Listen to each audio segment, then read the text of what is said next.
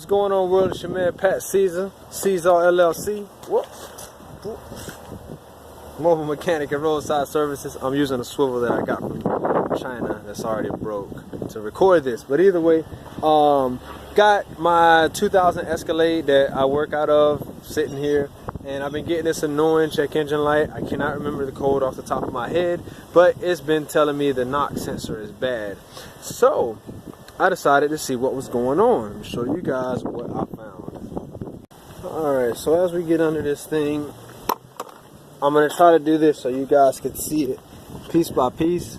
This is me looking towards the back of the car. There would be a shield right here, but it's already removed. Okay, now I'm going to face straight up, and the front of the car is that way. Straight back. On the passenger side of the motor, bank number 2 would be, that's my knock sensor right there. And as you can tell, it is broke. So I looked around, I'm like, well, where's the wire? And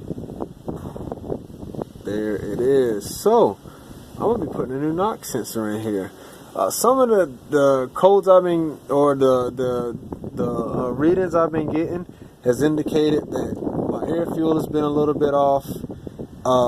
There's been some type of knocking. I'm not sure exactly what's been knocking, but I'm going to get to the bottom of it because everything on here is fresh. And I actually forgot that I broke that. I broke that when I put this motor in this truck. It was hell going in front of this differential, so that's what happened there. I'm going to show you guys how to change that knock sensor though. So if you're on my channel, subscribe. Thank you for my subscribers. I appreciate it. I'm working on more and better quality content, but you know that your man does not work without his gloves. So what you're gonna need for this, possibly a 22, but mainly from this one is a 7/8 socket, deep socket. You don't need a super deep one. Shallow is all right, but a deep one will work a little bit better. I'm using shallow. A 3/8 or 1/2 inch extension, a 1/2 inch swivel,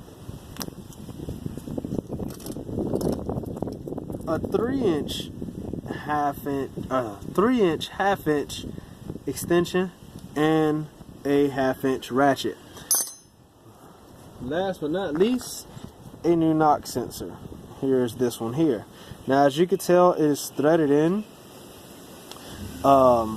I already got this loosened up, so I'm going to do this for test purposes to show you guys, and I'm going to come back through and put a link to this. But this is our knock sensor, standard T series KS7T. I'll put a link below. You guys are having symptoms, so let's jump back under the truck and get this thing in and out.